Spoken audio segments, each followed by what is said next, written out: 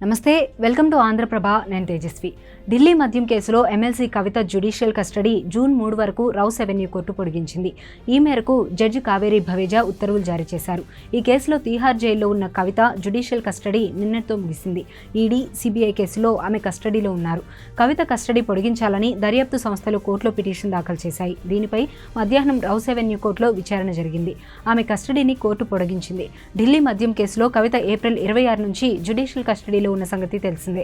Delhi liquor scam కేసులో arrest అయ్యి ప్రస్తుతం తీహార్ జైల్లో రిమాండ్లో ఉన్న బీఆర్ఎస్ ఎమ్మెల్సీ కవిత జ్యుడిషియల్ రిమాండ్ గడువు నేటితో ముగియడంతో కవితను తీహార్ జైలు అధికారులు కోర్టులో హాజరుపరిచారు.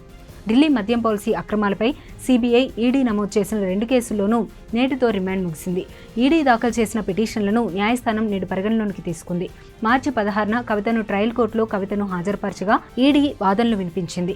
కవిత నేతృత్వంలోనే సౌత్ గ్రూప్ నుంచి 100 కోట్ల ఆప్ కీలక నేతలకు చేరాయని ఆరోపించింది. ఈ సమాచారం రాబట్టేందుకు కస్టడీకి ఇవ్వాలని ఈడీ కోరగా 2 దఫాలుగా మొత్తం 10 రోజులకు కవితను ఈడీ కస్టడీకి కోర్టు అనుమతించింది.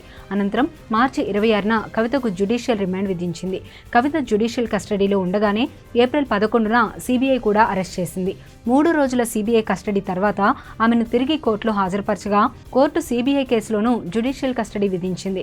Delhi CM Kejriwal, deputy CM Manish Sisodia వంటి ఆప్ కీలక నేతలతో కలిసి ఎమ్మెల్సీ కవిత ఢిల్లీ మద్యం పాలసీ రూపకల్పన, అమలులో అక్రమాలు చేశారని ఈడీ ఆరోపించింది. ఆమ్ ఆద్మీ పార్టీ నేతలకు చెల్లించిన 100 కోట్ల రూపాయల ముడుపులలో కవిత జోక్యం ఉన్నట్లుగా ఈడీ చెబుతోంది. 2021-22 ఏడాదిలో మద్యం పాలసీని నిబంధనలకు విరుద్ధంగా రూపొందించారని, అనంతరం హోల్సేల్ డీలర్ల నుంచి వచ్చిన లాభాలను వాటాలుగా కవిత, ఆమె అసోసియేట్స్ పంచుకున్నట్లు తమ దర్యాప్తులో తేలిందని ఈడీ ఓ ప్రకటనలో తెలిపిన సంగతి తెలిసిందే.